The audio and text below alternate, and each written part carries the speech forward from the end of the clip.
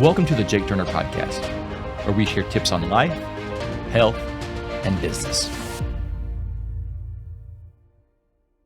Hello, I'm Jake Turner. I have my doctorate in nursing anesthesia, and I'm a professionally certified life coach.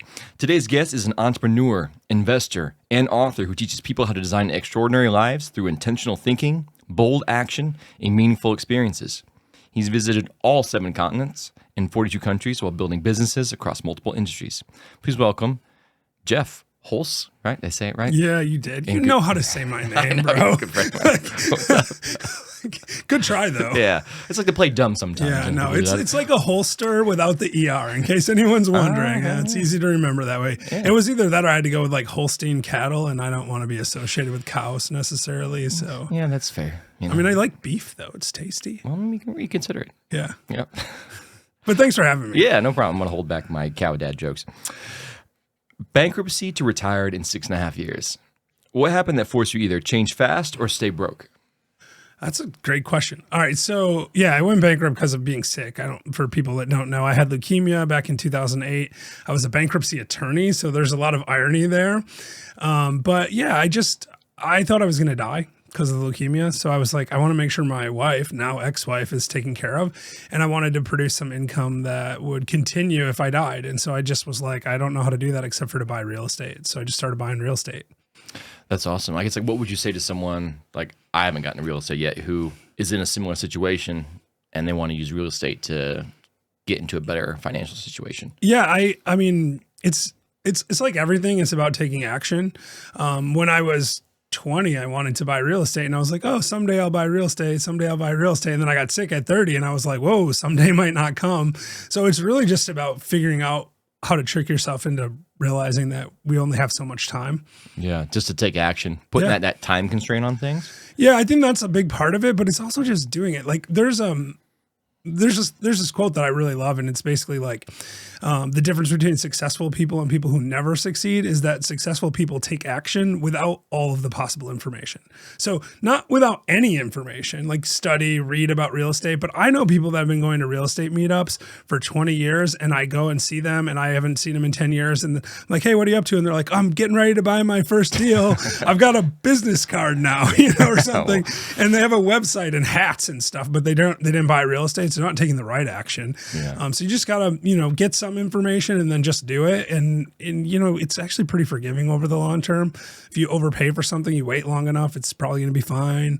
As long as you have enough cash flow to cover your expenses, it's really not that difficult. So yeah, it makes me think of like people who are dancing, like they're walking all the way around the pond, thinking about jumping in. And it's like, but they want to swim, but it's like the only way you can learn how to swim is just jump in the pond, Yeah, actually, I did one of those like Spartan races once, like a 5K with obstacles and stuff. Oh yeah. And at the end of the race, you had to climb up this tower and you had to jump into this mud pit, right? Okay. And it was like really intimidating for me. And I stood up there at the top and I was looking down and I was like, what if it's too shallow? Or it's not intellectually, but the longer I stood there, the harder it got to jump.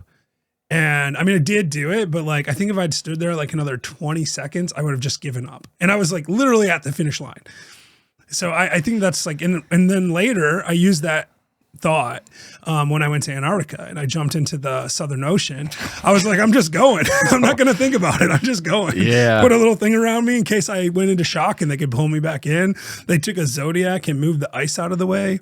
And then I just jumped right in. Bro. It was so cold. How warm was that? 28.5 degrees. It's the coldest water naturally occurring in the world because it's super salinated. So it lowers the freezing point. What? Yeah. So you can only survive in that for like a minute or two.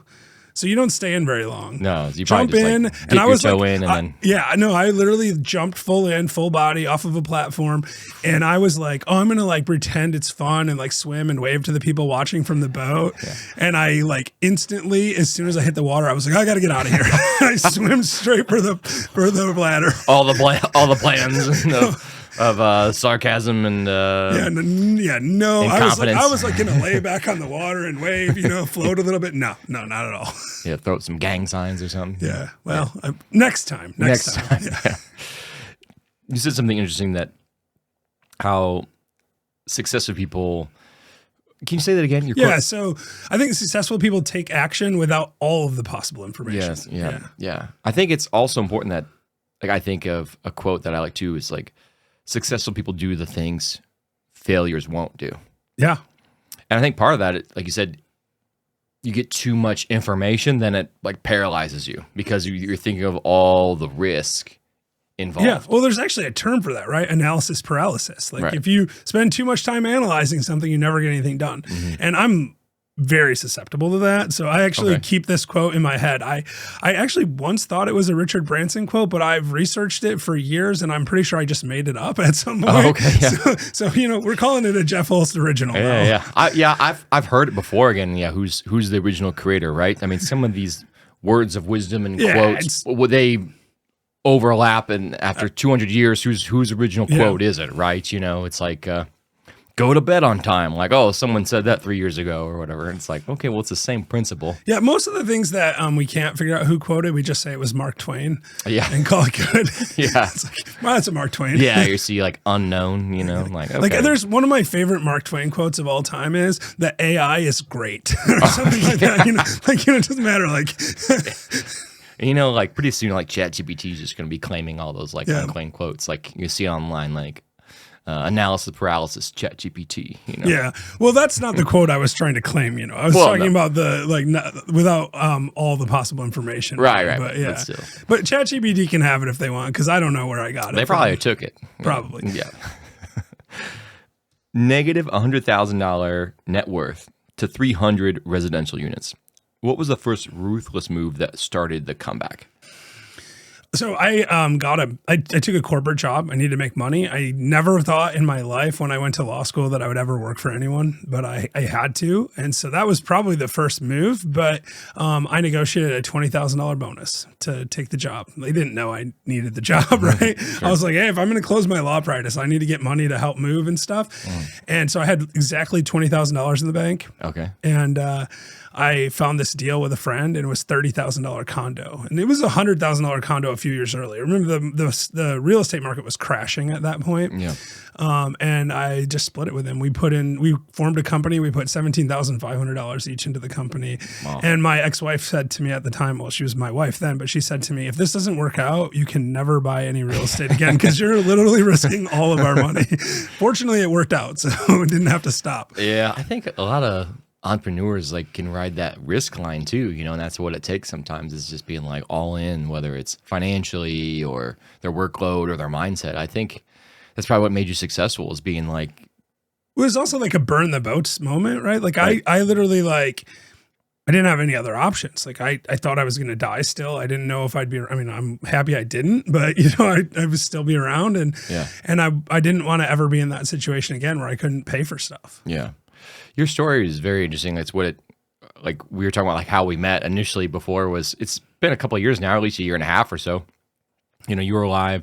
I heard you talking on the Bigger Pockets podcast. I think it was Bigger Pockets. Yeah. Yeah. And basically, and I'd love you to share your story about how you got diagnosed with leukemia and your perspective on it. But I remember just reaching out to you to just basically help me learn. And I like to talk to our viewers about how to develop this no bad days mindset, because you've been through some really troubling times, especially with learning about cancer, and your reaction to it was really kind of took me aback. Like, wow, he can go through this extreme stress and then have a different perspective on it. So could you explain how you were that time, story of how you were diagnosed with cancer and then your mindset around that? Yeah, so I'll step back a little bit and give some context first. Yeah. So I actually decided to give up bad days when I was 17. Okay. So I'm 47 now, so it's 30 years since I had a bad day. And obviously good and bad stuff has happened to me during that time. I was diagnosed with cancer not once, but twice. And then I had another cancer scare after that ended up not being cancer, which is good because I think it's like a 3 strikes and you're out rule. So I try to avoid the third one if I can. Yeah. But so the cancer thing was hard. My divorce was hard because that was very unexpected as well. So I mean, I've had a lot of things that I've had to go through that have been challenging. But in the end, I realized that like somewhere in the world, someone's having their worst day of their life right now, and somewhere else in the world, someone's having the best day of their life. So objectively, that the day is neither good nor bad. It's just how those people are perceiving it that's controlling how they're experiencing the day. And once you recognize that, especially if you think of Hal Elrod, the guy who wrote Miracle Morning. I don't know if you've read that or not, but it's a really interesting book. I haven't know. He has this quote I love. It's basically like, the moment you accept 100% responsibility for everything in your life is the moment you can change anything in your life.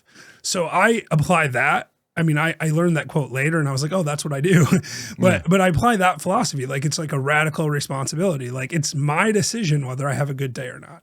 And once I accept that it's my responsibility, then I can control it and I can change it. So I get diagnosed with leukemia. It's like 10 o'clock at night. I get a call from a doctor literally that says, hey, you have to go to the hospital right now. I go to the hospital. My brother shows up in the hospital and he says, oh, I bet you're having a bad day today. Almost like he wanted to prove that I couldn't have. Let's see and be positive today. Yeah, like let's hear it. And I was like, well, I didn't find out till 10 o'clock at night. Like most of the day was pretty good. And I really felt that way. I was just literally like, hey, most of the day was good. I was having a nice day. Things were going pretty well. I mean, yeah, this sucks, but whatever. It is what it is. And the next day was actually a little bit harder. The next day, I knew the whole day and my white blood cell count was super high. And they didn't know exactly what type of leukemia I had. And I didn't know much about leukemia, but I had a cousin who had died of leukemia a year or so earlier, different type. But her white blood cell count when she died was way lower than mine. So I was like, I'm dead. Like, I accepted that I was like walking dead. And I felt like it too. I actually had been sick for quite a while at that point. And once we figured out what it was, I was like, okay, that makes sense. I'm dying. Yeah. And, I remember, I feel like I'm dying inside. And, oh, I actually am. I actually am. Yeah. And I mean, and like, I remember saying to my dad at that time, like, he was like, hey, like, like in February we can go to Australia. And I'm like, hey, I'm just hoping I make it till Christmas. Like, and this is like in September, I'm like, I hope I can have one more Christmas. That's what my mindset was. Yeah, wow. And that was a hard day. Yeah. And it could have easily been a bad day if I had let it. Right. But I was like, how do I find positivity here? What am I learning? And I've always believed, you can either go through pain or you can grow through pain. So I'm like, I got to grow through this. But I was still really struggling. And then there was a shift change at the hospital. And this nurse came in and she looked at me and she said, oh my God, Jeff, I'm so sorry to see you here. And I was like, oh my God, Shelly, I'm so happy to be here. And she thought I was nuts, right? Yeah. But she was my childhood babysitter. Yeah. And I hadn't seen her in a decade or so. And I literally was like, that moment of connection with her was like enough to be like, oh, like, see, like life is still worth living. Yeah. And that little bit reminded me that like whatever time I had, whether it was a week or a month or 2 months, or in this case, at least 17 years, because I'm still here, right? Right. Yeah. That I should enjoy that. Yeah. And honestly, when I look back at that time, it was probably the most important and best day of my life, because that's the day that I decided I didn't want to practice law anymore. That's the day I decided I wanted to do something completely different. And it was the day that I decided I wanted to live life completely and fully. And honestly, I wouldn't even be here talking to you if it wasn't for that day. Yeah. Like if I never got diagnosed with leukemia, I would probably have more television ads and be like the Better Call Saul of West Michigan or something and would be fine. Yeah. And I would be a no bad day, unsatisfied person. I wouldn't be having bad days, but I would be just chilling out, not living my full life. So. Yeah. Yeah. It makes you think of a couple quotes, and thanks for sharing that story. It's like, there's two lives you live. One, when you realize you only have, like before, but then once you realize you only have one life, and then you start living it completely differently. Definitely a Mark Twain quote. Yeah. Yeah. I soon to be Chat GPT, or I heard Jim Rohn say, it's like people who have a heart attack and then survive, and it's like, if you survive the heart attack, then people live their lives completely differently. Oh, I'm going to get my health in shape and this. It's like you get this kind of scare of your health, to where it creates that different perspective on it. So I just thought it was very powerful, and a lot of people can learn from that. And I can speak personally, like I learned from that to where it's like, objectively looking at it as well too, saying like, okay, yeah, someone is having a bad day and somewhere in the world, and someone's having a great day. So it's like the day itself is not it's not bad. You know, like Sunday is not bad. The, you know, whatever day it is, the February 8th, you know, is not bad. And finding and looking for something good in the day can help you. You don't have to walk around with this like super happy, like content feeling. But if you are having troubling times, you can still get through the day. It's not going to completely crush you. And I can say that once I learned that concept from you, that there have been troubling times that I have gone through to where normally it would be like very hard to get out of bed. And not saying I don't have those days sometimes, you know, of course. I do too. It might take me an extra hour to where if I've been through some extreme stress in life, or I worked out way too long, you know, I'll rest a little bit or whatever. Sometimes a lot of times it is smart to just really listen to your body, but I can still get up and going and look for positive things. And the first thing I say to myself in the mirror is today's a good day, but I don't just like say it, today's a good day. You know, I say like, today's a good day. Oh my God. Today's a good day. And I it's like an incantation is a lot different than an affirmation. And then I'll say that too as I'm like walking my dog around, and then I can see like my vision changes. Like I can notice beauty in like the trees and the grass. Like your brain starts looking for things and like, why are you saying this with such like power and like in emotion? And it's like, okay, well, this is why. And then you start changing, like even physically. How I feel like things. I need to learn how to do this stuff from you. No, like I mean, like this makes me so happy because that's actually what I did, right? Yeah. When I gave up bad days when I was 17, like I wrote about this in my book, but I went into a bathroom with a knife. Like I intended to kill myself. Yeah. It's weird to me now because I can't even imagine that. But you know, teenage angst, right? I broke up with a girlfriend or something, and I was sad. Mm-hmm. And I remember sitting there looking in the mirror, and I had this knife on my wrist, and I was like, this kind of hurts, mm-hmm. and like, why do I want more pain to get rid of pain? That doesn't make sense. Mm-hmm. And I threw the knife away, and I literally looked in the mirror and I said, today's a good day. Yeah. Right. And then I was like, today's a good day. Today's a good day. And I didn't believe it at first. Yeah. But I just said it. And like you said, an incantation. And, you know, there's science behind this stuff. There's good neuroscience behind it. The more you use certain neural pathways, the easier it becomes to do it. Like if I'd been diagnosed with leukemia 2 days after I decided to give up bad days, I probably would have had a bad day. I mean, let's be honest. I'm not like a superhero or something. But because I've done it so long and I've identified myself with it so much, I mean, writing a book called that, and I've got tattoos on my arms that say it in different languages, you know? So I feel like that helped a lot. But the other thing that happened is exactly what you said. You walk outside and you notice beauty that you didn't already do. And there's this guy, I think his name is Robert Hansen. He's a PhD. He wrote a book called Hardwired Happiness. And he actually prescribes that as the solution to like be a more positive person, is like walk outside and like if you feel the breeze on your skin, stop and just reflect on it for a second, because the more time you spend in gratitude and beauty, the easier it becomes to see those things. Yeah. Yeah. It's, it does come down to science. You know, I, after learning some of these things, I started getting like really into like research of it. You writing a book inspired me to write my own book. I have a rough draft of it. Well, we talked about that before the podcast, figure out a time to when to finish that up. But getting into the science of it, there's science too that says that if you're looking for positive things, or you think like, oh, I'm so let's say I'm so lucky, right? Oh, I had some good luck today. This lucky thing happened. The science is saying that you will experience more lucky things throughout the day.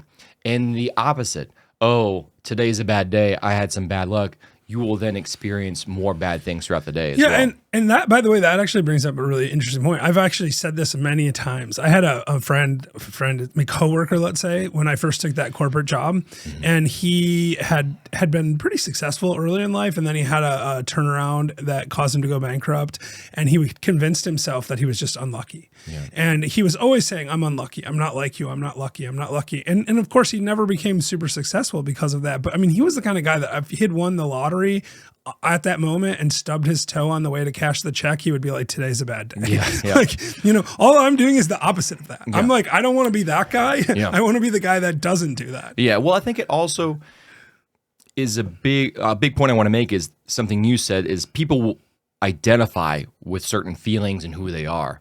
You're identifying as someone who is, I'm positive, I always have good days. Yeah. People will do the opposite.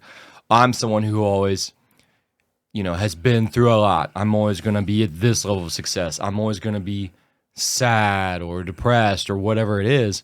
And once you have an identity, you'll do almost anything to protect it. And so in your case is something positive, I think, that's helping protecting you. And no one's immune to extreme stress, right? I mean, you obviously course. Afterwards have experienced stressful things.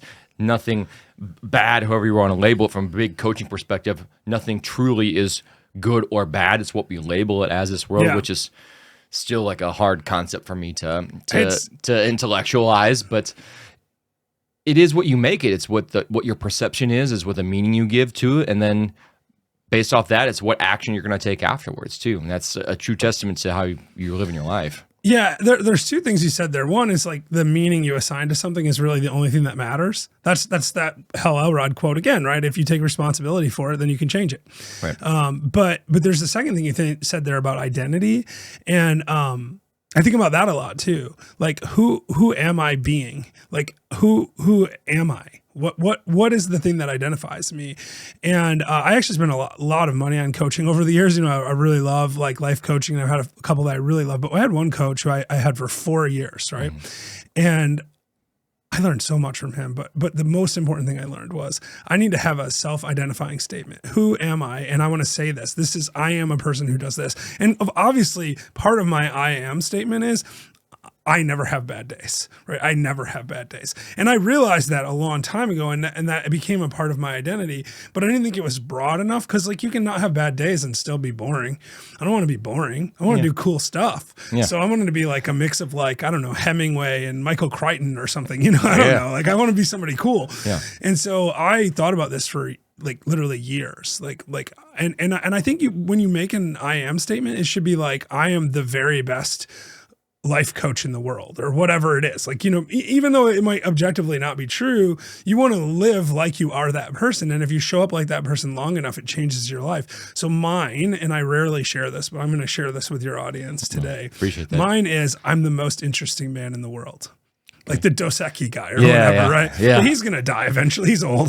Yeah. Then I can take it over. Is he dead? I haven't seen the commercials for a while. He might be. I don't even know.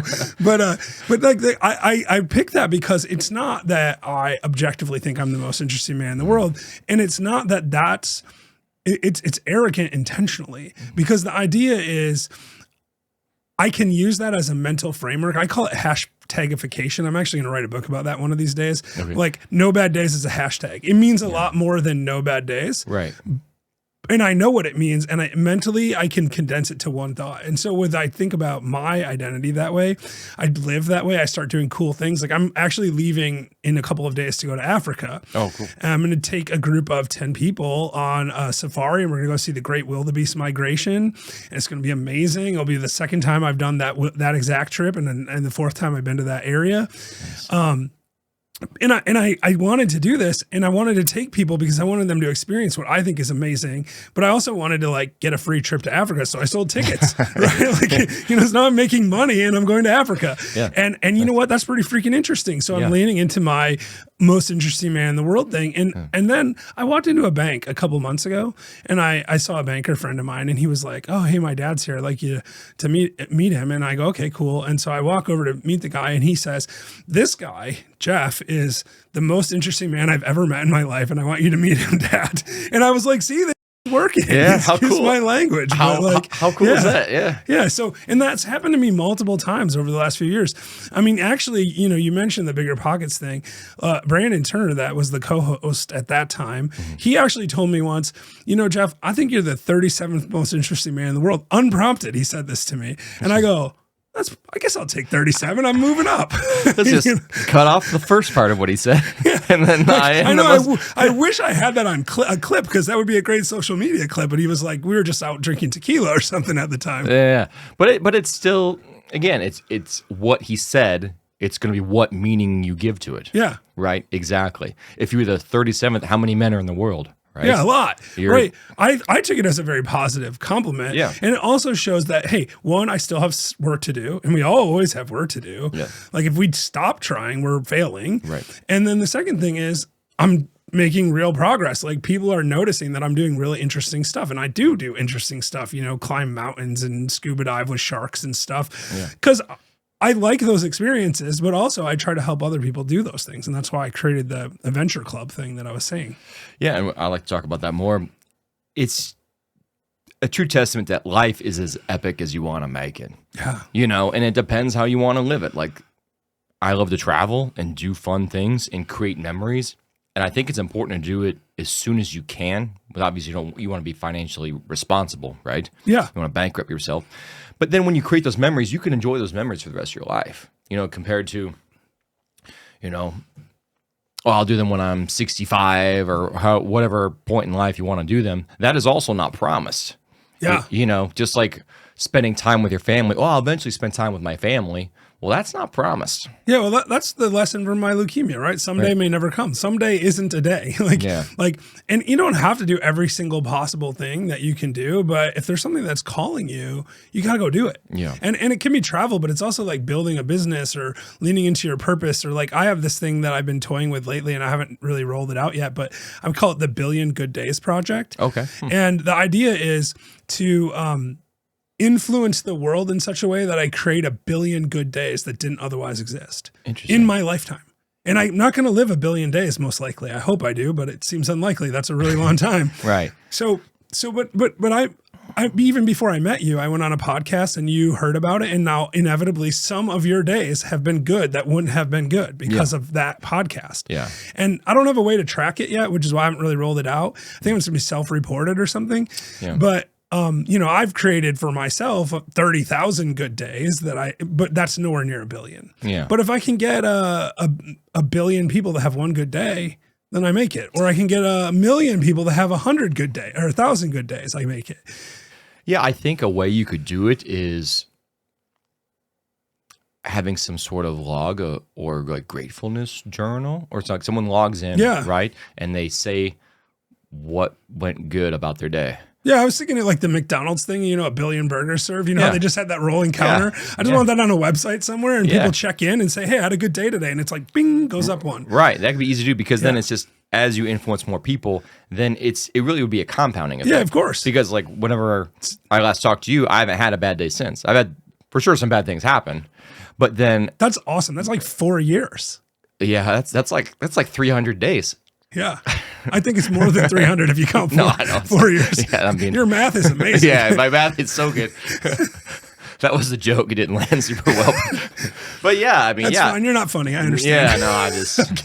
Yeah, it's just part of being ginger, But yeah, exactly. It compounds where it's like, okay, if I help someone and then it was, 4 years ago, that's 1,000 days. Okay. So like as you do that, but then those people most likely are going to influence other people. You wrote a book about this stuff, right? Like, right. Like, I mean, that should help. And, and like people that read my book, see, that's the thing. I'm never going to know the exact number because there's going to be people like you that tell me, like you reached out to me and said, hey, I heard you on a podcast a year ago and I haven't had a bad day since. And I was like, tears to my eyes, happy about that. That's cool. Whenever people do that, it's like, this is why I do it. And that's what the Billion Good Days Project's about.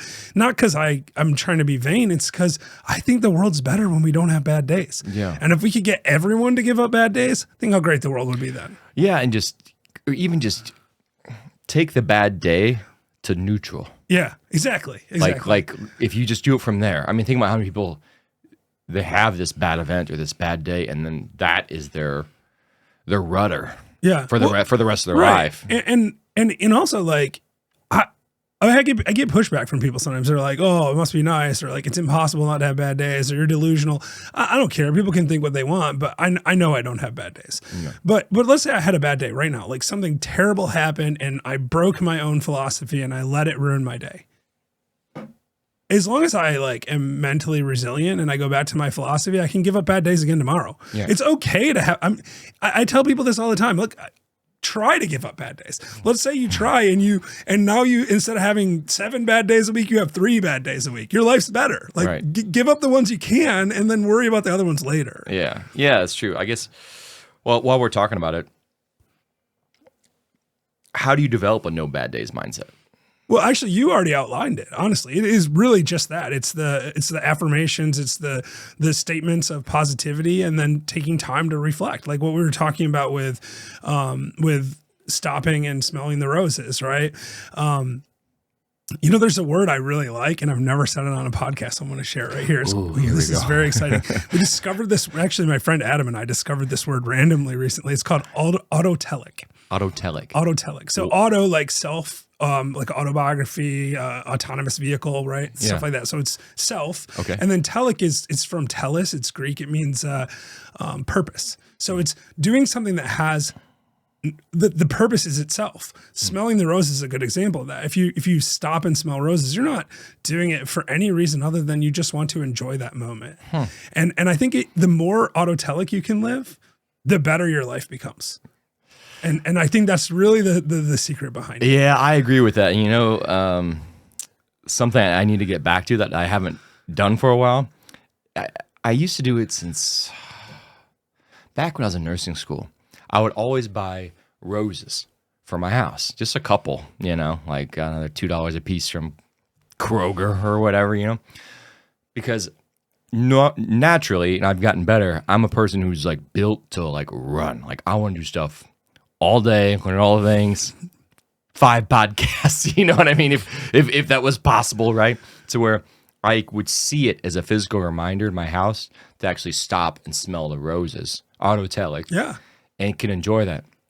Now, I haven't done that in a little bit because as I have podcast guests come over, or my dog will knock the roses over, and then it's very short lived. But it inspires me to next time I go to the grocery store, I'm going to get some more roses because it is nice, just to have fresh flowers around the house, and that true testament to just take something small and take the time out of the day to just enjoy it for yourself. Yeah. And it doesn't need to be roses. This seems like it works for you, so do it. But like for me, one of the things that I do almost every single day, and whenever I get off the habit of it, it really bothers me, is grounding, like earthing. Like I go outside and stand barefoot in my front yard or barefoot on the beach and like touch the ground and just take 5 minutes to reflect, 10 minutes to reflect on the day and just enjoy that moment. Like I don't bring my phone with me. I just stand out, and sometimes it's snowing or something, and I skip because I'm weak.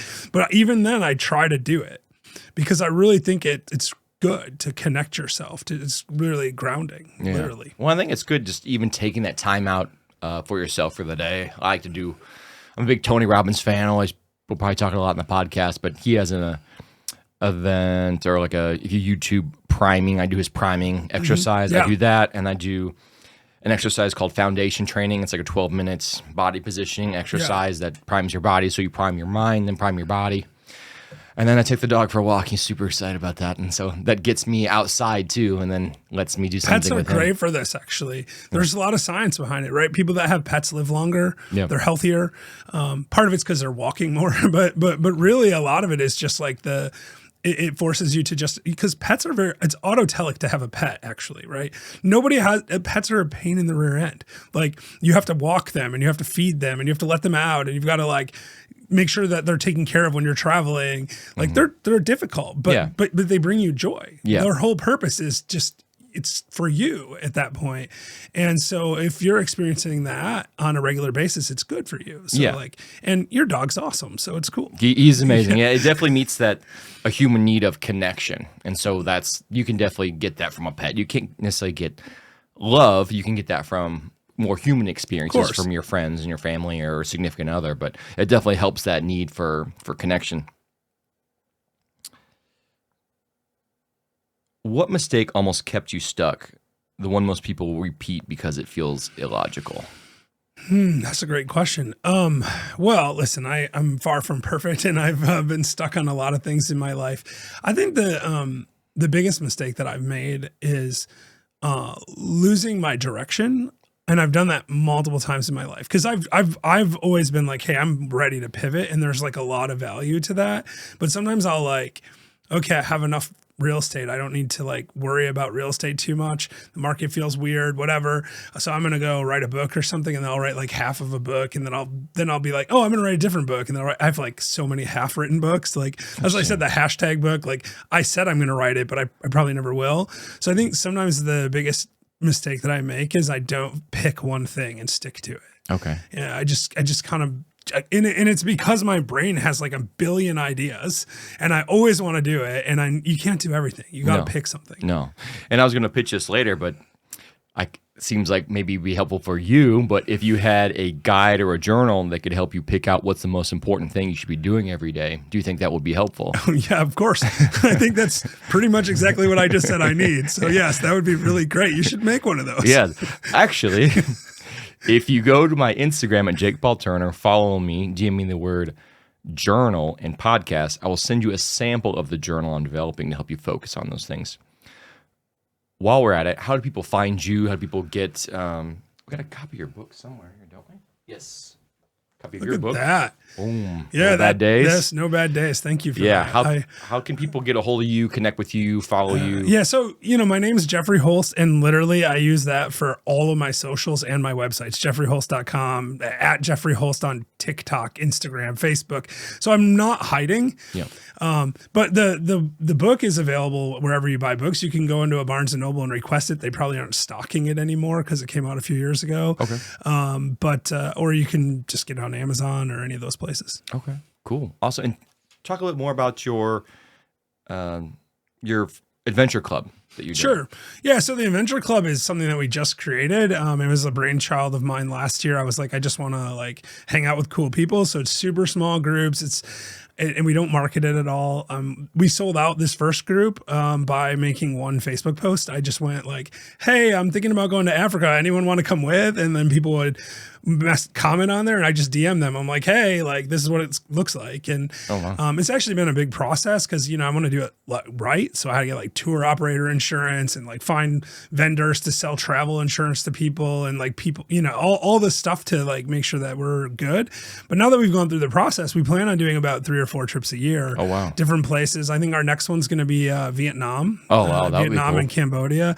And the one that I'm most excited about is actually we're going to do a trip to Egypt in 2027 in August. That's going to be for a total solar eclipse. The epicenter's in Luxor. So we're going to go to the Temple of Karnak, which is dedicated to the sun god Ra, and watch the sun disappear for 6.5 minutes. It's the longest total solar eclipse in the next 30,000 years. Oh, wow. And it's epicentered in Luxor. That's so crazy. I'm like, I want to put this trip together. Yeah. So my big project for the next few months actually is to make a trip to Egypt and secure room blocks and stuff, because this stuff's going to like fill up. Oh, yeah, for sure. And fortunately, I've been to Egypt 5 times, and I have good connections there, and I speak a tiny bit of Arabic, not enough, but I have friends that's fluent in Arabic and English. Yeah. One's an Egyptologist. He'll probably come with us and do a presentation, and I'm going to look for an astronomer. So if any of your people are astronomers, I'd love to have an astronomer come talk about it at the event. So I'm curating experiences that you can't have elsewhere. Yeah. Like our Serengeti trip, the wildebeest migration and stuff, it's cool. Like, but you could probably figure that out. But what you can't figure it out is going with the group that we put together. That's part of it. So it's part of the networking kind of stuff. But the other thing is like, it's my 4th time there. I know the owners of the lodges we're staying at. Okay. Like I hung out with one of the lodge owners in Bali last year. I mean, I'm putting the people into situations where I know what's good and what's bad. Like there's some stuff you do in Tanzania, it's boring. Some stuff is amazing. We're going to do the amazing stuff and skip the boring stuff. Yeah. I'm creating experiences for people. Yeah, that's cool. It's creating a lot more excitement, and then I think it's decreasing a lot of the risk as well too. Yeah, and it's hard for a lot of people to say I'm going to plan a trip to Africa, right? Like, I mean, it is like I wouldn't know where to go. You call me is what you would do. Yeah, That's exactly. the reality. I didn't know and people do this a lot. They'll be like, "Hey, my friend's thinking about going to Egypt. Can you like help them?" And I'm willing to help people. I'm not going to obviously plan their whole trip or whatever. No. And the world's getting easier with AI and stuff. True. But at the end of the day, like if you wanted to do this trip, you would have to either hire a very expensive like international company to do it for you or plan it, or you would have to like fly to Africa and meet the local people. And I prefer to pay locals, right? So like even though like people are paying me, like we're spending a lot of money with locals because what I'm doing is I'm trying to support the local economy at the same time. And if you want to do that, you actually like pay them in cash a lot of times. Like you have to show up with like handfuls of $100 bills to pay for these trips, because there's just not a like. It's not the same system as we have. They don't have Venmo. No, they do have Western Union, so you can Western Union money to them. Like, sorry, we don't have Zelle. We have gazelles. Is that yeah, that's right, exactly. Oh, dang. Yeah, all those trips sound awesome. I'm curious, like Vietnam too. Like I've never been to Vietnam. Like I don't even know what to get there. Like I'm sure the food's amazing there. Yeah, no, food and really good beaches and really good kind of scenic stuff. But it's a cultural trip. We might tag Cambodia onto it. Also, I'm looking into that. So that one actually is a little bit different because I have not been to Vietnam myself. Okay. Gotcha. And I know I just said, hey, I only take people places that I go. But I have this friend who he actually is one of the safari lodge owners in Tanzania, and I've known him for a long time. And he does photographic safaris. Like he does like high end photograph stuff, and including like we'll fly you on a plane so you can take pictures of other planes, kind of things. Like he just like all about photography. He teaches it. He teaches classes on, and he takes groups all around the world. Okay. And he does he does 270 days a year on trips. That's and he actually is the person I went to help set up the system. Okay. And he was like, dude, you've got to do Vietnam. I'm like, I don't know Vietnam. He's like, yeah, but I do. And he gave me all the information, and I trust him really well. And I'm still going to go vet it. Like I'm going to go and experience it before, which is why I'm not selling it. And if people want to follow along, we have a website. It's called Last Life Ever, like Last Life Ever. Mm-hmm. If you go to that, there's a link to the adventure club, but you're not going to learn anything. It's just going to say like, hey, you want to keep in touch or whatever. You can like put your email address in there, and we'll let you know when we have like more information. Yeah. So I think we're going to do Vietnam, but I got to check it out first. Okay. And it's a cool experience for me because like I want to go to Vietnam anyway. Right. So if I go to Vietnam and I'm like, this isn't the right place, I still got to go to Vietnam. Yeah, exactly. I mean, I've heard good things too. So why not go check it out? You've been to all 7 continents and then 42 countries? Yeah. What did travel teach you that money never could? I think about this a lot. One, the world is a lot smaller than what we realize. Like, like I told you, the guy in Bali that I was hanging out with, like he literally saw on Facebook that I was in Bali, and he's like, hey, my wife and I are in Bali. Like, you want to meet for coffee? And I was like, that's weird. You live in Tanzania. Like, and it's like that sort of stuff happens to me a lot. Yeah.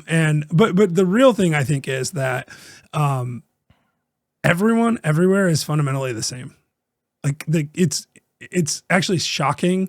Like I have a friend, he recently died, unfortunately, but his name was Abdullah, that I met in 2001 in Cairo, and Muslim. Like he had marks on his forehead because he was so devoted, like putting his head on the ground, right? Like five times a day, like, and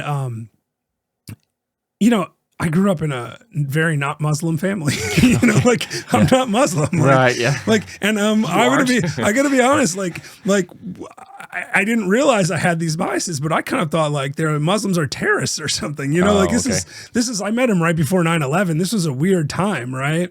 This was literally 2001, but in the spring of 2001. And I don't think I really thought all Muslims were terrorists. I'm being facetious a little bit, but like I had biases against people, and I thought like they have weird beliefs and stuff, and to some degree it feels weird to me still. But I mean, I'm sure our beliefs feel weird to them too, right? Yeah, of course. But at the end of the day, they're just people, and like we kept in contact for 20 years until he died, right? And we became friends, and I went back to see him a bunch of times, and I introduced him to my now ex-wife when we first got married, and all that stuff, and my dad met him, and my sister met him. Like that's a real relationship, and I could name dozens of those all around the world, and it enriches your life, and it also gives you a lot of perspective. One other thing I'll comment here: I climbed Mount Kilimanjaro back in 2020, like actually during COVID, like which is it. It was an accident. I climbed it like late February of 2020. So like COVID kind of just appeared on the scene while I was there. Yeah. But when I climbed Kilimanjaro, there were You went to Hawaii. I went to Hawaii around that time too. Yeah. I think, and then it's just like what? The I heck's came happening? back March 6th from Africa. Okay. So when I climbed Kilimanjaro, which is the highest mountain in Africa, and it's like really crappy, like it's hard, and I'm tired all the time, and I'm miserable, and I'm like, why am I paying all this money to climb this mountain? They have these porters. You're required to have porters that like set up camp and stuff. yeah. And so there was 5 of us in our group, and we had 30 support staff. Okay. So 30 guys, and these guys are making like $5 a day or something to like carry like rich bucks. rich white people's gear up the mountain. And they're like carrying like 2 bags on their head, and they're just, and I'm like, oh man, like I'm so bad at shape. Like these guys are like bouncing up the mountain like it's no big deal. Yeah. And they're like happy, and I'm miserable. Like, what am I doing here? Right. Yeah. And at first I felt like, man, this is like, and then I started to feel bad for them. I'm like, they're only making like $5 a day. And put it in perspective, that's actually pretty good money for East Africa. But, you know, and then we tip them too. So they probably made like $20 a day or something. But that's like a lot. I mean, you make $100 a month in East Africa. So like $20 a day is actually really good salary. Like a week's worth of pay. Or whatever. Like in a week you make a month's worth of pay. So they're happy about that. But what I learned from that was that it reinforced what I already knew, which is that, you know, you don't have to have bad days. Like I feel like I would be pretty down on my life if I had to carry other people's gear up a mountain for $20 a day. Yeah. I really feel like that would make me feel like I'm not successful in life. But these guys were like, hey, this is amazing. We're making, you know, a month's pay in a week. Right. And they're happy about it. And they were friendly. And when I was on the very last night, you start climbing at like 10 p.m., 11 p.m., maybe midnight, and you climb in the night because the volcanic scree is what it's called. It's like gravel, basically. It's frozen at night, but it warms up during the day a little bit. And it's a lot easier to climb up when it's firm. Oh, okay. Right? Gotcha. And then also you get to see the sunrise from the top of the mountain. It's beautiful and all this stuff. Sick, yeah. I was walking and I was like, okay, I just got to do 10 more steps and stop. 10 more steps. Because it's 19,000 feet. You're like, you can't breathe. You know, like, and you're also in like your 6th day of climbing a mountain at this point. And so I was walking up there, and this one guy, Baltus, his name was, he was like my assigned guide, because they pretty much have like one guy walk with you when you're on that last day, because you can't be like by yourself. And if you walk at a different pace than someone else, sometimes they'll make you stay in a group. But I was, you know, fat and lazy and out of shape, and they wanted one guy to walk at my pace. And he was like very encouraging to me at each step of the way. And at one point I was like, I can't do it. I'm gonna quit. And he took out a harmonica and started playing this really soft harmonica music behind my head. What? And I was just like, oh man, if he can play harmonica, it's like that. It's that autotelic moment. It's like beautiful, right? Yeah. Like stopping to smell the roses or listen to this music. And I just started pacing myself to this like soft melodic sound. And I'm like, I just get to go a little bit further, just a little bit further, a little bit further. And man, and that just proves why I travel. That's going all the way back to your question, that's the thing I learned, I think, is that the human connection matters. That guy didn't even speak English. Okay. Like, he spoke Swahili. I don't speak a lot of Swahili. Yeah, you know? yeah, like, I mean, I know like pole, which means slow, go slow, or like I know the words from the Lion King, because those are all like Rafiki. It means friend, and Simba literally means prince. You know, it's so those like the names in the Lion King are all pretty much like Swahili words. But other than that, I don't know any of them. I had no idea. That's awesome. Oh, you only learn these things when you travel. Right. Yeah. Exactly. Like. Big Lion King fan. Do you think he played the harmonica just to try and get you to keep going? Like, you think that was like a sneaky technique he had for people who are just like maybe this will relax him, and like this will like. But if there's like, oh, the harmonica don't work, we gotta turn it around. Well, we even tried the harmonica, man. I'll tell you, my brother gave me a really good perspective on this. So my brother was climbing the mountain with me, and oh, cool. He ended up not summiting. Oh. He got acute mountain sickness. He had pulmonary edema. His blood oxygen level fell to 52% on the night before summit night. And so he was being rushed off of the mountain, because the only way to solve for mountain sickness is to get off the mountain. Yeah. So he's being rushed off the mountain, and he encouraged me to continue.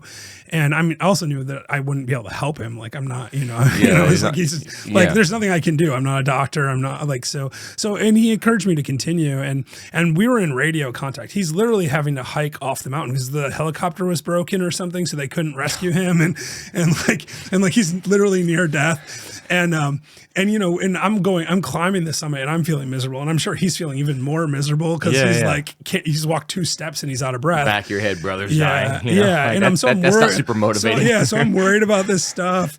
And, I've got all this emotional stuff going on. I forget a little bit where I was going there, but but the thing is when we were in this radio contact and I got to the summit, they radioed down to the guy that was helping him off the mountain and told him I got to the summit. And that guy looked at my brother and he goes, "We never thought he would make it. We never thought he would make it. There was no chance. We were all betting he wouldn't." But these guys, the whole time, they were like, "Oh yeah, you can do it. You're almost there. You can do it. You can do it. You can do it." Constantly. But in the back of their head, they were like, "There's zero chance." And when I got down, they had this cake that they gave us. There was 5 of us and had a cake to celebrate. And they said the one guy that spoke really good English, he looked at me. He said, "We've never ever seen someone in your physical shape make it to the summit." And I was like, holy crap.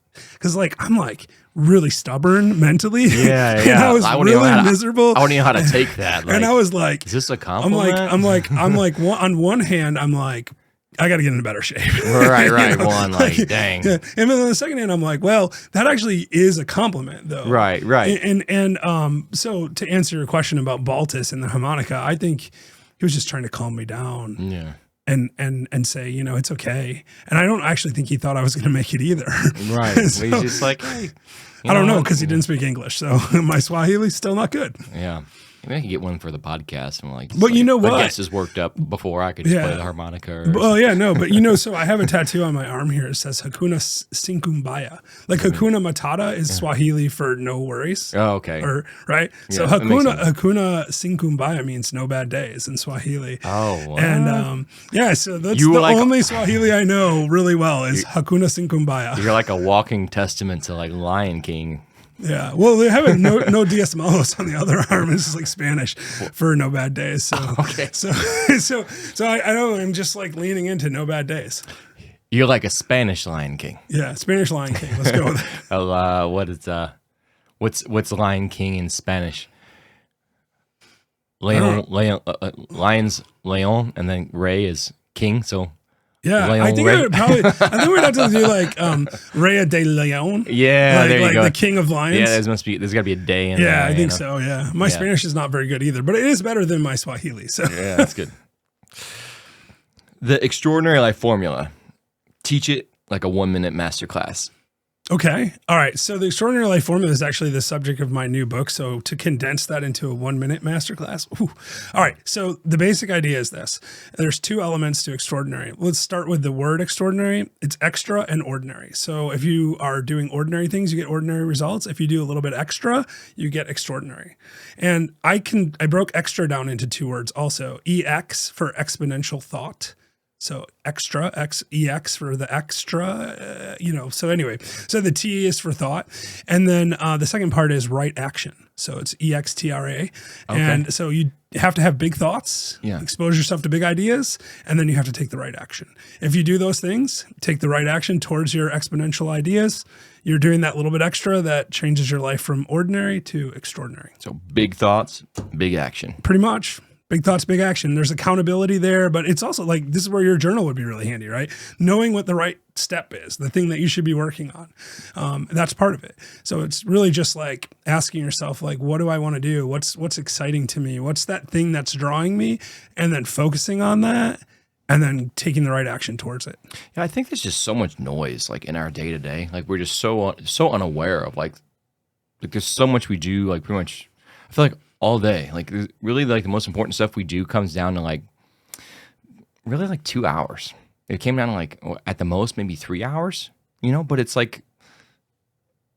that's almost exactly mirroring the Pareto principle, right? I mean, the 80-20 rule, about 20% of your day is useful. Yeah, but it's really close to that, to where if you can just take that, whatever that 20% you're supposed to be doing, right, and then just do it, like, and being realistic, like today, like my one thing to do is like the podcast, and it's like it's plenty. Yeah, it is. You know what I mean? Like I'll do other stuff after that or whatever, but yeah, it's and then not doing that 20%, you know, and how that compounds over time. I mean, if you do that 20% just even over a week.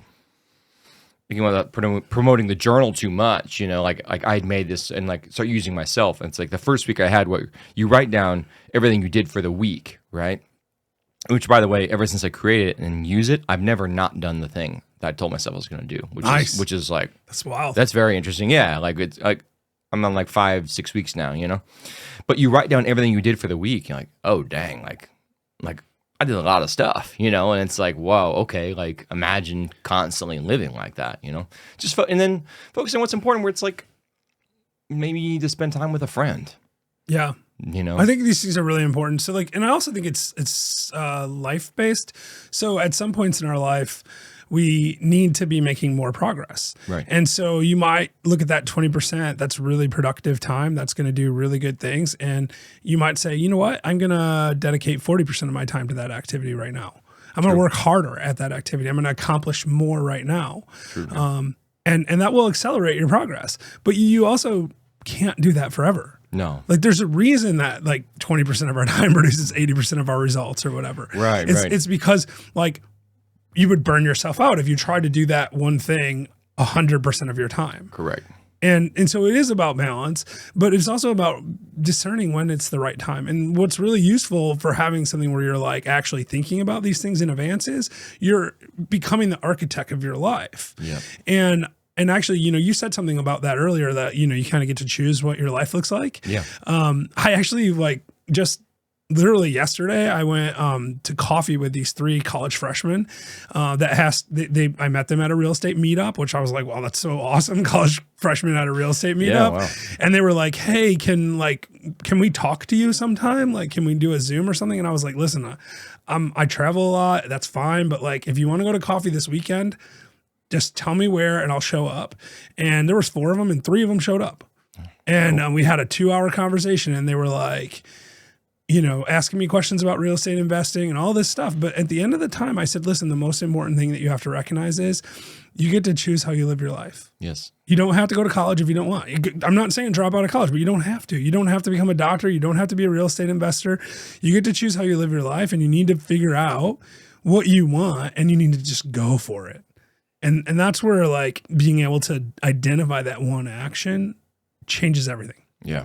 Yeah. Finding your purpose and just not living someone else's life too. You know, you have a lot of people who regret that, to where it's like, yeah, they became a doctor or they got into this career or a lawyer. And then it's like, if someone really wanted to be a dad or start a family, it's like, this is my life, right? Yeah. I became a lawyer because my dad was a lawyer and I thought I want to make money. I want to be rich or whatever. And lawyers make money. Like that's not the right reason to be a lawyer at all. I was an okay lawyer. I wasn't a great lawyer. I mean, I did pretty good, but like, I hated it in a lot of ways. It didn't fulfill my purpose in life, and I might never have figured it out. I might never went down a self-development journey or any of that stuff if I hadn't gotten sick. So I actually still consider that very, you know, a very fortuitous occurrence in my life. But you don't have to get leukemia to figure this out. Yeah, it's you true. get to choose. You can choose any time. And so that's why I want to tell people about it. That's why like I agree to go meet with like 3 teenagers, you know, on a Saturday when I would rather be like, you know, I don't know, at home drinking or something or smoking a cigar at a cigar lounge or whatever. Yeah, and that's where it can be helpful to have a coach to guide you through that. And we don't have to. Sometimes I coach people on the podcast and we can always cut it out if we wanted to. Is there anything you're struggling with right now that you want coaching with? I could try and coach you real quick. Oh man, this is so bad. We can't do it. I refuse. I think because then people will find out about all my traumas and craziness. No, listen. You don't have to if you don't want to. No, you know what? I'll take you up on this. So I'm recently single. Okay. And it was a pretty traumatic thing for me because I actually broke up with her, and I've never broken up with anyone before. Okay. So this was actually a really hard decision for me. But and related to that, I also stepped back from a couple of projects that I was working on. And I'm really trying to like reevaluate what's important to me right now. Because like I said, I have this habit of doing 10 different things instead of one thing. And so like part of me is like, oh, I want to write a book about dating in the modern world. Oh, I want to like create an app. I want to like learn this AI thing. I want to like, build more travel club adventures, and all of those things are fine. Yeah. But like, how do I figure out where to prioritize? Yeah. Athanasios, does it sound like someone, like, who's that sound like? Gosh, do I know someone like that? Yeah, well, I think you might. Yeah, I think I know. Yeah, that's totally me. Yeah, I know. I've been there before. Or I've been there before, right? It's in. You want to do all the things. Yeah, and I can relate to that because you're ambitious. You like life. It's it's exciting. I think where it can be helpful is, trying to even just sit for a second and pick like, okay. Like, what are a couple of things you're okay with? Like, say you couldn't finish them, like a couple of projects in the rest of your life. Like, oh, you're gonna die in 20 years, and we're all at the moment are not immortal, right? Despite your shirt you showed me earlier. People are like, look, my shirt doesn't say. Yeah, well, he has a shirt underneath that says said "immortal so far." Yeah, it's just a black T-shirt with white words that says "immortal so far." Like if you pick a couple of those things. Like, so what are some of the things that you want to do? Let's pick like 4 of them. Yeah. So I want to build out my coaching program more. Okay. Which is extraordinary life coaching. And then I want to, I actually want to travel a lot more, which is ridiculous because I already travel a lot, but I want to do more. And I have this crazy idea to own 12 residences that I run as Airbnbs, and I spend 1 month a year in each one, so I can just kind of live different places. Mm-hmm. And I have like 5 books I'm writing. Like one's a nonfiction, one's a novel. So those are things I'm thinking about a lot lately. Yeah. Say, if you just had a time period, like you have 10 years left in your life, you can only choose to do 2 of those things, but the two of them you have to get rid of. What top 2? Top 2 speak to you. Yeah. Out of those oh my things. God! I just coaching, traveling, books, and what's the other one? Do we have another one? Did I do coaching, traveling, books, and then the multiple residences one? So let's do the 3 because the other one you couldn't even remember. So Yeah, it's probably not that important to you, right? So we're down to 3 things, right? Coaching, traveling, and what was the third one? Right. Yeah. Okay. So now we're down to coaching and traveling, right? See how quickly you're making progress. Right? Yeah. So here I'm going to do a little coaching on myself, and because I think it might be useful to you and probably to the listeners also. Yeah. One thing I've been thinking about lately is that what's something that you would do even if you knew you would never accomplish it? You're asking me? Yeah. Like something I do if I knew. Yeah. Well, what's a goal that's so big and so important to you that you would do it no matter what? Even if you knew you would never accomplish it, you would still work towards it? For me, it's helping others. That's why I'm doing the podcast, because it is also about growth and helping others. And it's set up in a way, though, to where it's successful. It's where you can't really put a cap on how many people you help, and you can. It's called a billion good days. Right, or you could do a billion, right? Yeah, yeah. You could, right? I think it's good to have a really big goal, but at the same time, that is why I'm doing all this, because it's the success. It's like, oh, there isn't a like, oh, I made it. It's like being bigger than a certain other podcaster or a certain amount of money that I made. Like, I'm happy with how much money I make. I'm happy with the life that I live. I know who I am as a person. I love my health. I like to find a wife. That takes time, of course, and compatibility, which just comes through exploring through dating. But it is this podcast, and this is my mission, my purpose for sure. And once you gain that clarity on it, which you're getting closer, and you might as well coach yourself afterwards to where it's even as important to where we can move on to more questions in a second. Even a short focus moment of 5-10 minutes on something you've been avoiding even thinking about, you might later just pop in your head and be like, boom, I need to focus on my coaching program, or boom, I need to travel more. Like it'll come to you because subconsciously you're thinking about it, or there also might be some sort of limiting belief or fear while you're doing one of those things too. Yeah. I mean, honestly, like it's probably the coaching for me. Okay. because of the same reason what you just said, actually, which is I like helping people. That's why I want to help people not have bad days. It's why I want to help people make money. It's why I've done real estate deals where I brought in partners when I didn't even need partners, because I'm like, this is going to help that person. And I used to think my purpose was really to like help people invest in real estate. Like that was my purpose. And then I had a lot of people that were like, I'm not interested in real estate. And then I realized that like there's more to life than just like financial success. Actually, it's the fundamental of the extraordinary life formula is that it sits on the 5 pillars, like a table of 5 pillars. And those pillars are like, one is, living into your purpose. And for me, my purpose is helping people discover their purpose. I really believe that. Like one of the most important things for me is helping people understand what's important to them.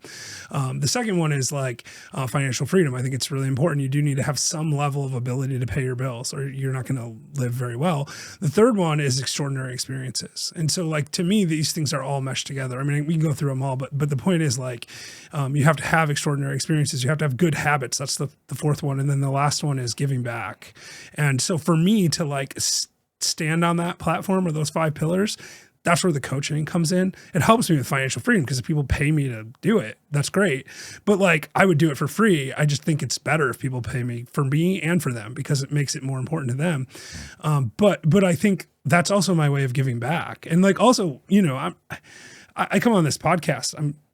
Maybe somebody might come reach out to me or whatever, but that's not why I'm here. I'm here because this is a form of giving back.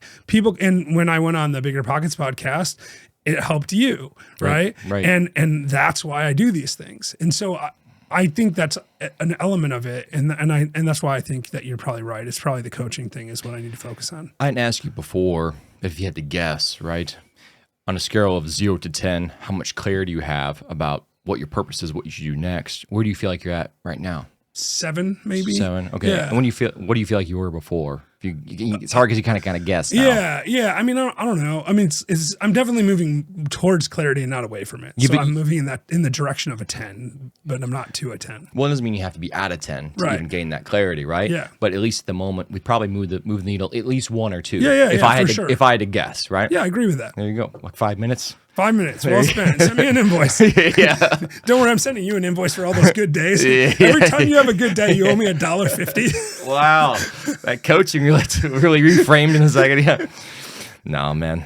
You've helped me. Yeah, you've helped me before too. I'm here to help you. But I mean, I hope that does really help you because once you have direction for your life, it changes everything. Yeah. Like you said, even those pillars, it's going to change all of it. It's going to change your habits. You're going to change this. You have clarity. Doesn't mean you can't do those other things, right? But your focus for the day will be to move that coaching practice forward. Then you can travel. You can work on your book. You can do those other things. Yeah. But having that primary focus purpose, this is why I'm here. It also will make you as a man very attractive in the dating field as well too. No, I appreciate that. Women too, like men who I know my what purpose. They're doing, who have a purpose. Yeah. This is why I'm here. This is what I'm doing. Because you can look at the opposite. Like, what do you? And it doesn't have to be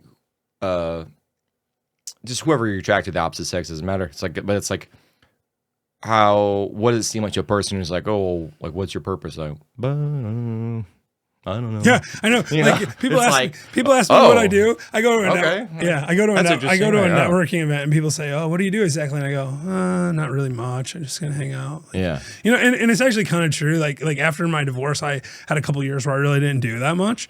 And fortunately, like I did really well before that, so I could afford to not do very much, and I've been able to travel. But I have been leaning into my purpose, and my purpose is to help other people. I know that for sure, and I think actually on some level, most people's purpose are probably to help other people. It's just a question of how they focus it. Some people, their purpose is to make sure their kids turn out really well. Yeah. Some people, their purpose is to like build their business that's providing a service or a product that's good for other people. And so for me, I know that I lean into that, and the coaching is definitely a big part of that. I mean, the writing and podcasting and stuff like that is too, obviously, but yeah. Well, I think it's important now, like you're in a pretty good, like, state for that too. Now that you've like decided you need to like take action, what's going to be the next step you're going to take? Because once you take action towards that purpose, that decision you've made, then you really have momentum. Yeah. So my next question for you is what action are you going to take? Well, so I'm going to hesitate to answer for 1 second, which Okay. is not the right way to answer that. But I You're want standing on top, look at the mud pool. I am. I'm doing exactly that. That's a nice throwback. Yeah. So I decided in the fall that I wanted to simplify my life. And so I've been consistently getting rid of things. Okay. And that's why I wanted to preface that. So the next action for me is to pick the stuff I'm not going to do. Okay. And so that's what I need to think about over the next day. Like that needs to happen quick. Yeah, but that's still a good action, right? Yeah. Yeah, absolutely. And then when you come between a couple of decisions to where it's not necessarily going to matter in a certain sense, I would encourage you to take that action quickly. Of course. For example, choosing what drink to have today for the podcast. I should have water, or I should have lemonade. You know, I can't like take 20 minutes thinking about Wait, it. is this water or lemonade? Yours is water. Mine is definitely water. Yeah. Now I'm like questioning my own choices. No, mine's water too. I had lemonade yesterday. But if I sit here and spend 20 minutes on a decision, I don't make a decision, I waste that energy. Also, too, then I get thirstier as well. Yeah. So there's always a cost to inaction as well, Yeah. too. But I just encourage you to make those decisions quicker that don't have a bunch of consequences for the two different action. Yeah, That's because something- I don't need to be on ChatGPT asking it if I should have water or lemonade. No, not I think I necessarily. just make that decision.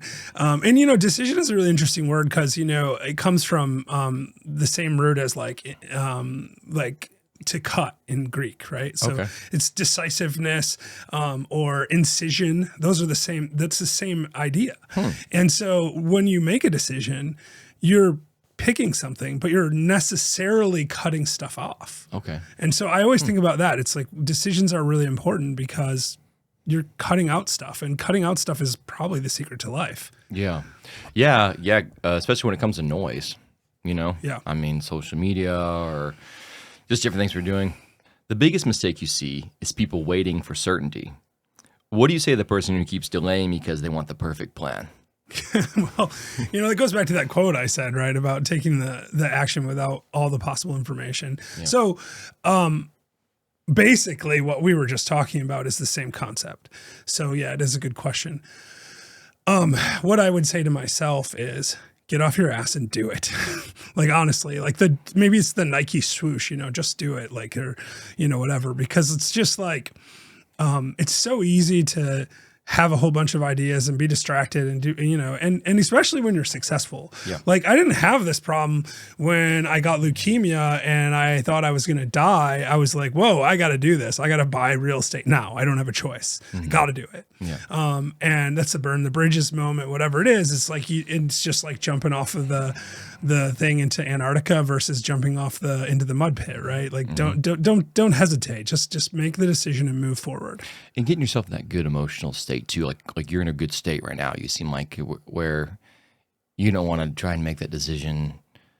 When you're like, oh, yeah, I'm tired. Yeah. I'm really gonna get my coaching business together.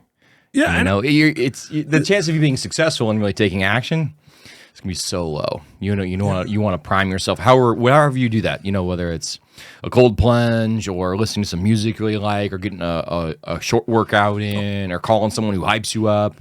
And then boom, take action. For me, it's grounding, right? Like we already said. Yeah, perfect. And for a while, I wasn't doing it, and I wasn't getting as much done. Like it seems weird because like it shouldn't matter, but it does matter because it puts you in the right mindset. For you, it's the Tony Robbins priming thing. I was going to tell you this, by the way. I love it. So I only ever saw that one time, and it was I got invited to speak at this event in Cabo, and so I flew me out to Cabo. It was really nice. It's for free trip to Mexico. And I was like the first speaker, and there was a group of entrepreneurs. I think there's like 60, 70 people there. And it was in this like $8 million house, like on the cliffs, like beautiful place. And they started with this priming thing at the beginning of the thing. And I had to come on right after that. Okay. Like, and I mean, that's intense, right? Like, and I having never seen it before, I was like, whoa, but it got me like worked up in a way. Right. Yeah. And so I had written this idea on the plane while I was drinking. I threw my entire keynote speech out on the way the day before. What? I'm writing on note cards, and I came up with this thing I call the extraordinary life formula. Okay. The one that I just told you about. Yeah. So I cool. literally can't, I changed it a little bit since then, but this is the first time I've ever given this speech. I've never even practiced it. And I have like note cards all over the place, and I have this whiteboard, and I just write random stuff on the whiteboard, and I don't know what's going on. And I get up there and I listen to this priming thing, and I get up there and I delivered the best speech of my life. I'm telling you, I talked about it, and I ended with, and that's how you live an extraordinary life. And people stood up and they're cheering, and I'm like, what the hell just happened? How do I repeat this? Yeah. So maybe I need to start watching some Tony Robbins stuff. Yeah, peak emotional state. That's why I made my own meditation, basically same thing called Power Start. Basically it's just taking that time, being grateful, simple things, and then it just making yourself do it, and then it puts you train the mind first, and then moving your body as well too, because even if your mind doesn't necessarily feel good, if you start moving your body, then it will make your mind feel good. And so I think it's a combination of those things. But yeah, true testament, if it worked, if you find something at work, look at the pattern. Yeah. Try it again. Yeah. And of course, it might have been other variables. I was excited to be in Mexico. I'd never been to Cabo before. I slept particularly well the night before. I was excited about this new idea that I had, which obviously had legs. That was 2.5-3 years ago now, something like that. Yeah. And I got excited enough about it that I've given that speech multiple times since, and now I'm writing a book about it. And I named my coaching business Extraordinary Life Coaching, right? Yeah. Like I'm leaning into teaching other people how to apply this formula, and I think it applies to everyone. Yeah, I agree. I think that formula is what every extraordinary person does. They don't call it that. It's like I just realized that I could distill all of the people that I've been hundreds of biographies and tons of videos watching people talk and stuff like that, and I was able to distill it into what I think is the basis of the strategy. Yeah, and you notice the pattern, and so writing it down, I think it's going to help a lot of people. Saying you have no bad days is polarizing. What does it mean, and what does it not mean? Yeah, I mean, we talked about this a little, of course, but for me, fundamentally, it literally means I don't have bad days. But I also recognize that it's super polarizing. I have people that argue with me and tell me that I'm lying. I have people that tell me that it must be nice because it's impossible for them, and I must be really lucky. And I have people that like actually get mad.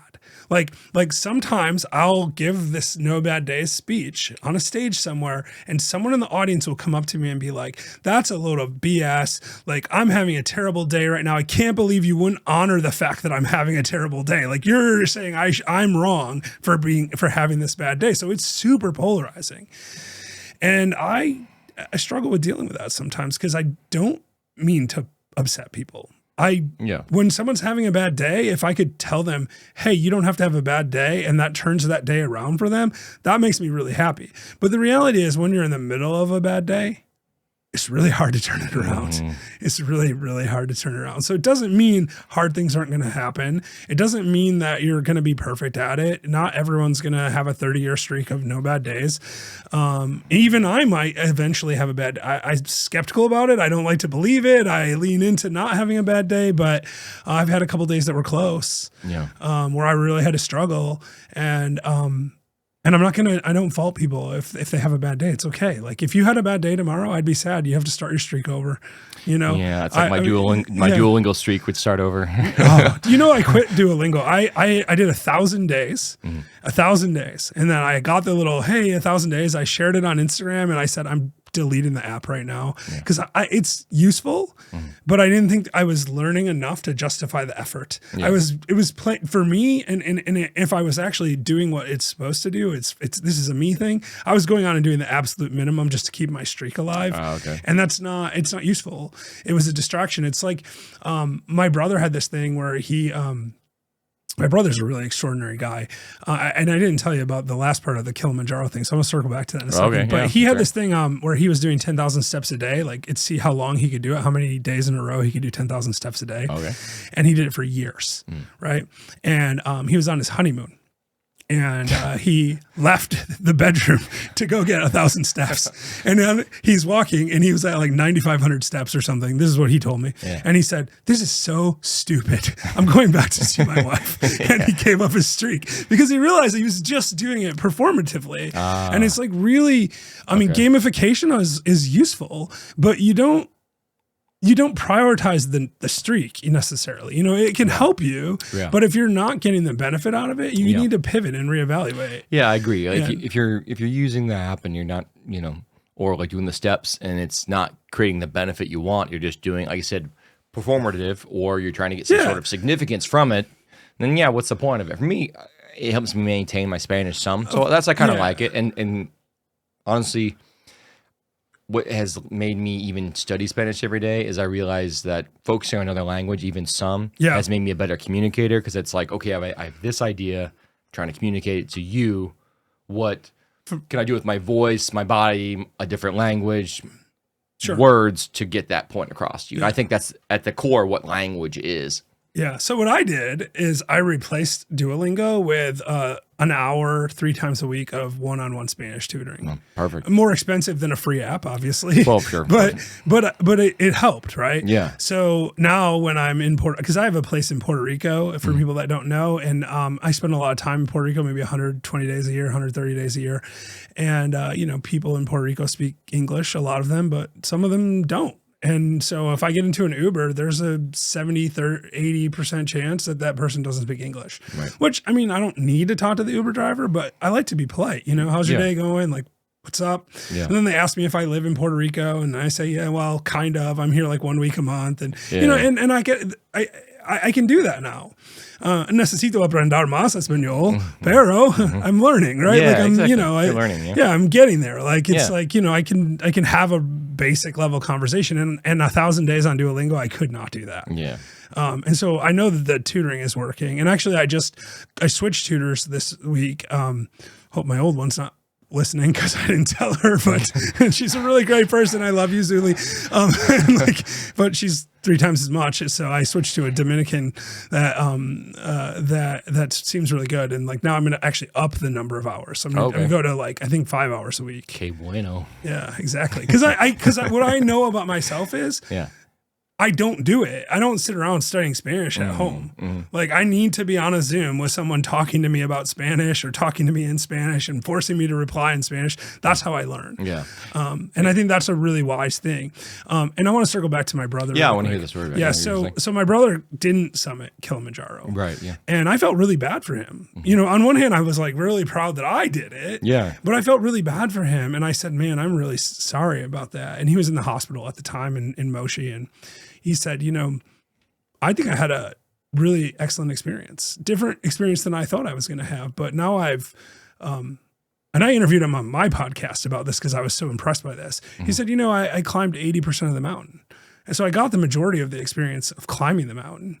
And yeah, I didn't get to summit, but I also got to see what it was like to be in a third world hospital.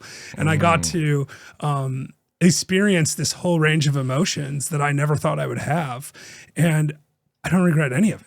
And I thought, holy crap, that's like a good way to live your life. I would have been terribly disappointed and thought I was a failure at life. And he's going, actually, I just got a different experience than I thought. And I like enjoyed the experience. Yeah. He's probably just glad to be get out of that hospital too. Like, yeah, it was wild. Actually, I visited him a few times in the hospital, obviously, because like, you're not going to leave your brother in a hospital in Africa and just be like, hey, it's been nice seeing you. Yeah, probably shouldn't, you know, at least you got to bring him some of the summit cake. Like, I know you didn't climb the mountain, but yeah, exactly. Well, you know, you have to bring him food. Like these hospitals in Tanzania, they don't provide food. Oh, really? So like I had to bring him food for every meal.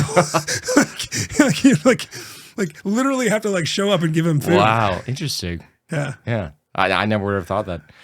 All right, we're at the part of the podcast where I'm going to ask you,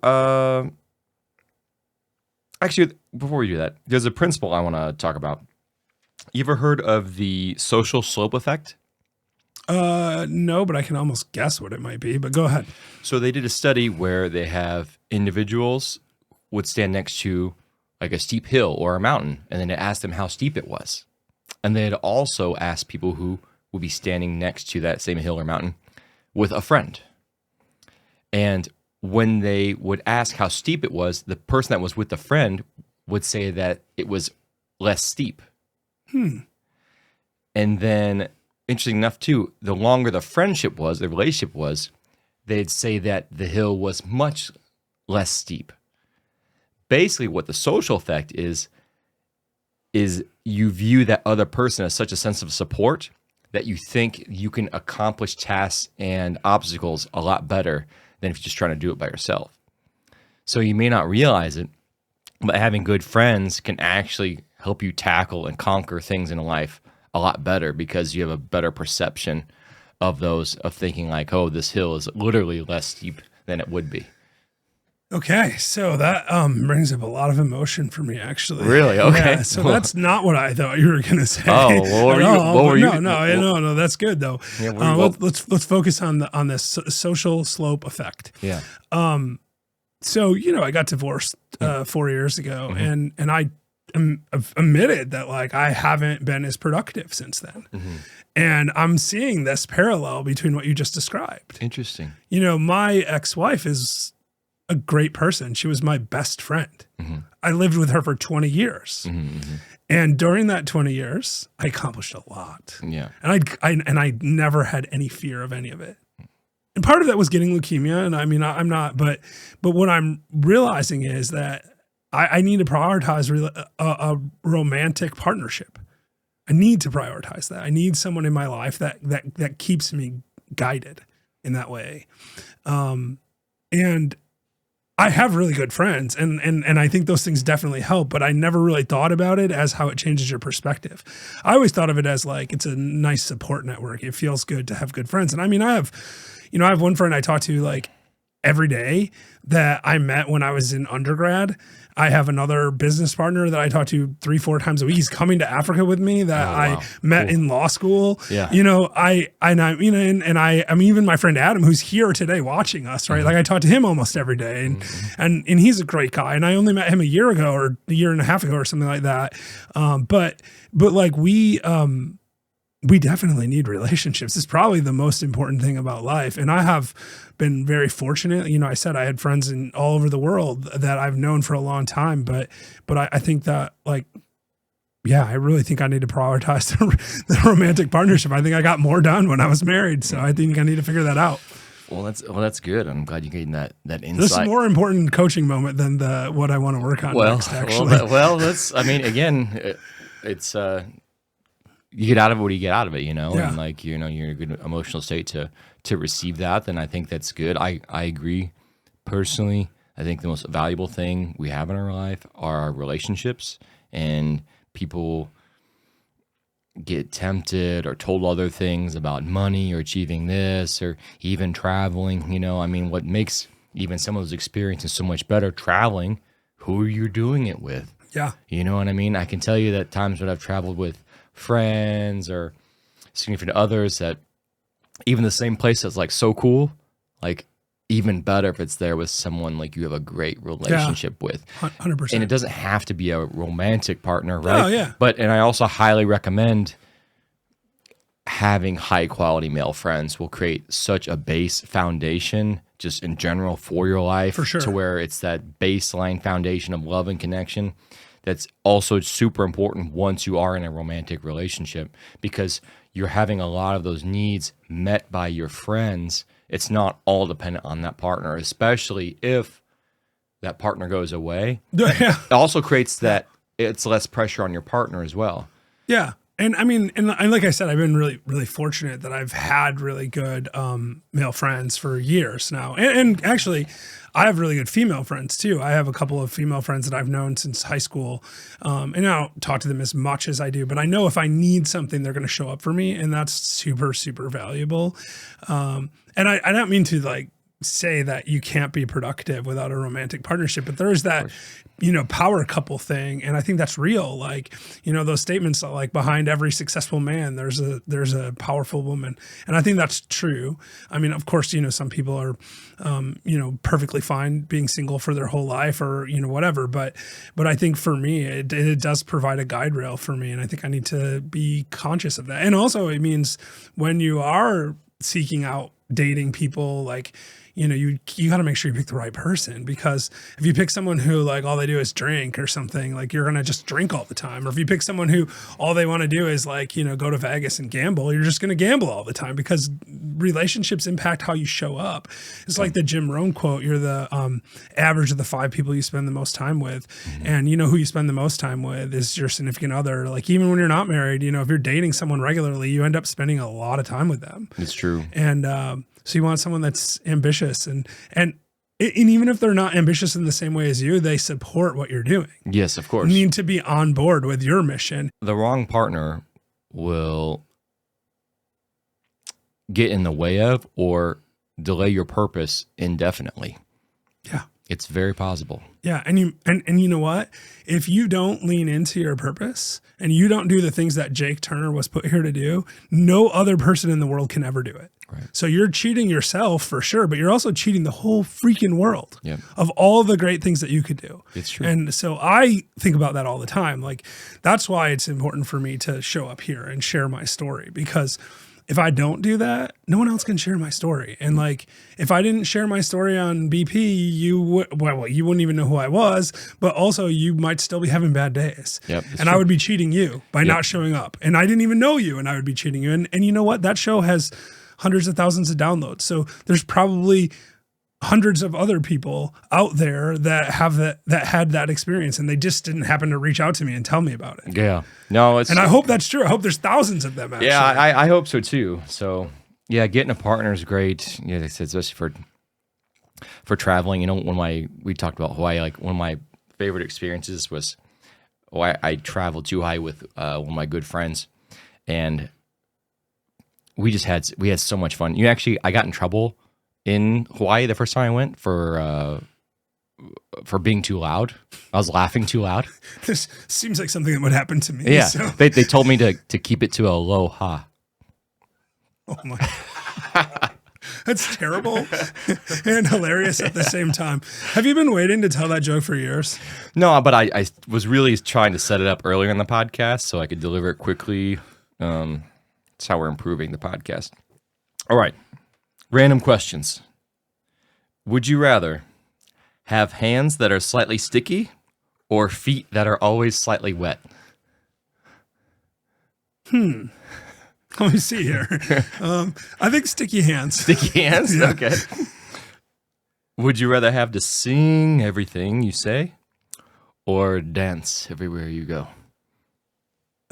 Neither. I don't want to do either of those things. No, you have to choose. Yeah. All right. Let's go with dance, because I need to get more physically active, so it would force me to be healthier. Okay. Dancing's good. And also, I'm terrible at singing, so. Okay. Dancing it is. I could sing right now for you if you want, but it would be miserably bad. I'm always trying to get people to sing on the podcast. What's your favorite song? Oh my God. So the very first guest I ever had on the Old Fashioned Real Estate Show was my now partner in the Adventure Club, actually, and also in the coaching program.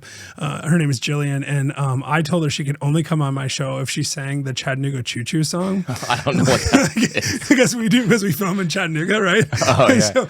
So she memorized the Chattanooga Choo Choo song. It's like an old like 1930s song. Amazing. And I don't know that song at all, so I'm not going to sing that. Okay. But I do remember how it started, so I will attempt. Okay. And I will be the second ever person probably in history to sing the Chattanooga Choo Choo song on a podcast. All right, let's hear it. All right. Pardon me, boy. It's the Chattanooga Choo Choo. That's all I got. Hey, that was good. It was terrible. No, A for effort. All right, appreciate that. Yeah, that's a win. Would you rather be able to talk to animals, but they also roast you, or be able to read minds, but only hear people's intrusive thoughts? God, that's tough too. I take the animals roasting me because I actually like the mystery of interacting with people and not knowing if they are having terrible thoughts about me. Yeah, I think it's a good call.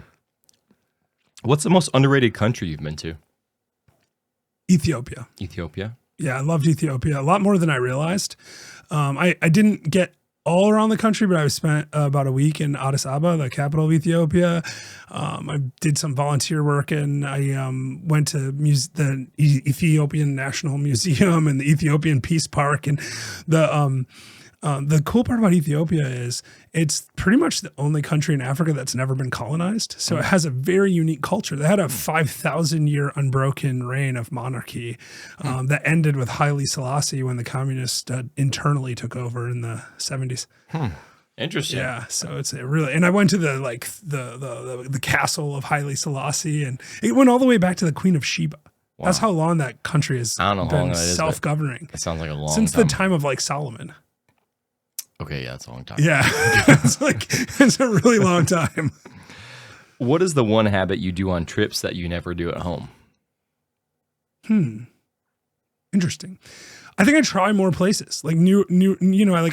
I get into like at home. I go to the same 3 restaurants and bars. I go to the same few stores. When I'm on trips, I go to a lot. I just try different stuff and see what it's like. So it's just kind of an exploring kind of thing. Nice. What's the most controversial opinion about happiness? I think it's just that it's a choice. Like people argue with that, but I think it really is. I mean, I'm not talking about clinical depression because that's a different situation, but for most people, you just choose to be happy or you choose not to be happy. And people get offended by that. They're like, what do you mean I'm choosing to be unhappy? And I'm like, well, you are. And that's why they get mad about I tell them they're choosing bad days over good days thing too. Cause it feels wrong because it puts the blame on you. But the reality is we have to accept responsibility for everything in our life. I think it's a very empowering thought and concept once you can finally grasp it, is that I'm the only person who can decide how I feel. Yeah. And once you can grasp that, it changes everything. Changes everything. Yep. If you had a chance to go back and talk to 9-year-old Jeff, what would you say to him? When I was 9, I remember being unreasonably happy about the fact that I might someday live in 2020 because it just sounded cool because, 2020 hindsight, 2020 vision, all this stuff. I was just like, I remember telling people, I'm going to live in 2020. It's going to be amazing. It's going to be 2020. And it's going to be the best year ever. I would tell them to stop thinking about that because 2020 was not the best year ever. It's fair. Last question. What's the one thing you've done that has had the biggest difference in your life?